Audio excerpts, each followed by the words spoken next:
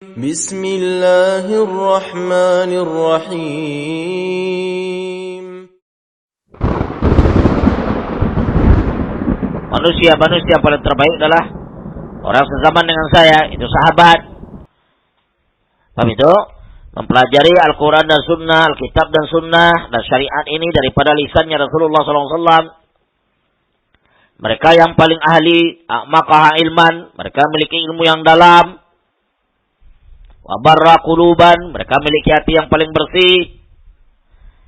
Ya, mereka yang paling cinta kepada Nabi SAW. Mereka yang paling tepat amalannya, mereka yang paling hak dan paling benar, dan mereka adalah ahlul jannah. Apa lagi kurangnya?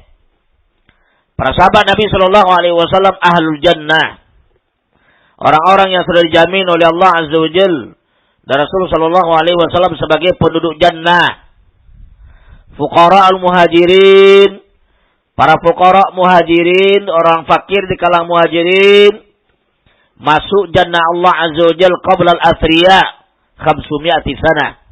Sebelum orang kaya di kalangan para sahabat 500 tahun lamanya, jaraknya itu. 500 tahun si Allah Azza wa Jalla bukan sedikit itu.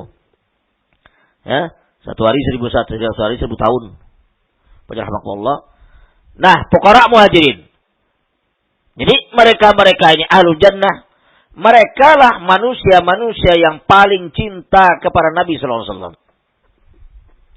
Tidak ada bisa manusia sampai akhir zaman pun, ya, yang akan bisa menandingi kecintaan sahabat kepada Nabi SAW. Tidak ada. Tidak akan dapat dan tidak akan ada.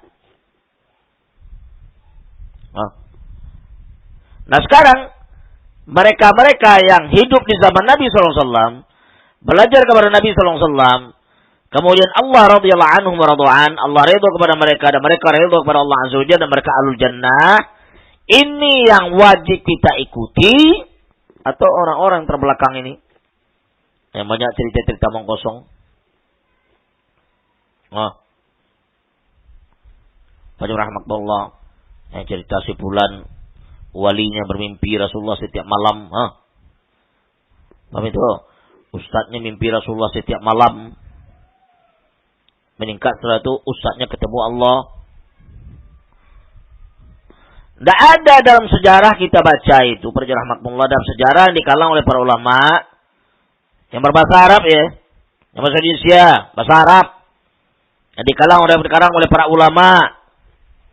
Tidak ada kita dapatkan satu pun riwayat menjelaskan kepada kita Ummul Mukminin Aisyah radhiyallahu anha yang tidur di kamar di rumahnya. Di kamar itu dikuburkan Nabi SAW. Nggak ada kita dapat riwayat bahwa beliau bermimpi dengan Rasulullah SAW setiap malam. Itu tidak ada itu. Atau ketemu dengan Nabi SAW secara sadar. Rasulullah keluar di kuburnya duduk di samping Aisyah. Nggak ada berjamaah. Di zaman kita ini ada manusia-manusia yang mendakwakan demikian. Mimpi setiap malam, ketemu Rasulullah kapan dia mau, kapan dia suka dia ketemu. Masya Allah, hebat juga dia. Ya Allah, mengalai sahabat. Itu bohong. Wallahi dusta. Wallahi. Watallahi wabillahi itu dusta. Tak ada itu. Rahmatullah. Kalau ada sahabat lebih duluan. Bukan manusia sekarang. Nah, ini enggak. Yang anehnya mendakwakan demikian para sufiin, orang sufi, tarekat-tarekat, suluk-suluk, tasawuf, ajar-ajar sufi yang gila, rahmatullah, yang zikirnya jingkrak-jingkrak sampai pingsan, yang zikir-zikirnya sampai kayak anjing menggonggong, hu-hu, itu hanya menggonggong namanya itu. Orang kalau zikir hu-hu, itu hanya menggonggong. Rahmatullah, bukan zikir sunnah itu, zikir bid'ah itu. Masa orang seperti itu melakukan bid'ah, melakukan syirik, melakukan kubur, ya minta-minta ke kubur, mimpi Rasulullah setiap malam. Antik juga. Banyak itu yang dilihat di YouTube. La ilaha illallah, rahmatullah. Jadi belajar Al-Quran dan Sunnah itu, belajar itu untuk jadi wali, untuk mencari wali, mencari mimpi. Itu tujuannya. Para sahabat ada demikian dia. Ya, sahabat orang yang sangat bersih, jauh daripada syirik. Ini wali kerjanya syirik. Sahabat akidahnya bersih, jauh daripada syirik. Sunnahnya bersih, jauh daripada bid'ah. Ini kerjanya bid'ah. Masa mau Rasulullah ketemu sama dia? Ya, subhanallah, mustahil itu. Lihat. Paham itu? Itu tidak ada. Kita mau kosong itu. Bagaimana? Jadi, ada nanti muncul kaum-kaum yang mereka mengatakan, tapi mereka tidak melakukan. Atau melakukan, mengerjakan perkara yang tidak diperintahkan. Nah, di hari ini lihat. Di hari ini, orang melakukan amalan tapi tidak diperintahkan. Tidak ada perintah dari Allah dan Rasulnya. Bagaimana? Nanti diketahui oleh dia, larang juga nggak ada Ustaz. Kalau nggak ada larang, apa salahnya kita kerjakan?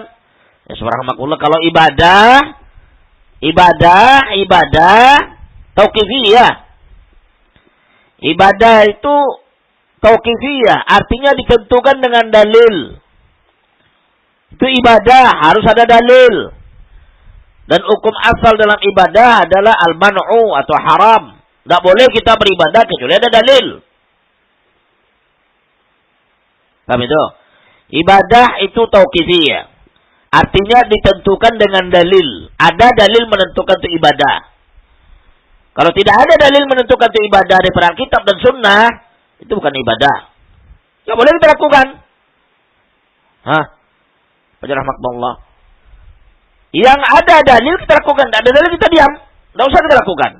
Kalau kita lakukan berarti kita lebih hebat daripada Nabi kita Muhammad SAW dan Rasulnya SAW dan para sahabat. Hah? Begitu hukumnya. Rahmatullah. Kita melakukan amalan di hari ini tanpa tuntunan Nabi kita Muhammad SAW, tanpa tuntunan para sahabat. Itu sama katanya kita apa? Menyepelekan syahadat kita yang kedua. Asyhadu an la ilaha illallah wa asyhadu anna Muhammadan abduhu rasuluh. Kita bersaksi bersumpah bahwasanya Nabi Muhammad SAW abduhu wa rasuluhu, hambanya dan rasulnya. Itu sumpah dan persaksian kita dan ucapan kita dan janji kita mengakui bahwasanya Nabi Muhammad SAW adalah hambanya dan rasulnya. Apa artinya? Bahwasanya wajib bagi saya untuk mengikuti rasulnya. Artinya dalam berbagai ibadah nggak boleh kita beribadah kepada Allah kecuali melalui jalan Rasulullah SAW. Itu artinya menjadi rahmatullah. Ya kita anggap sekadar mengucapkan asyhadu an la ilaha illallah wa asyhadu anna Muhammadan abduhu rasuluh gitu saja. Tidak. Itu maknanya bahwasanya kita tidak beribadah kepada Allah kecuali melalui cara syariat Nabi SAW.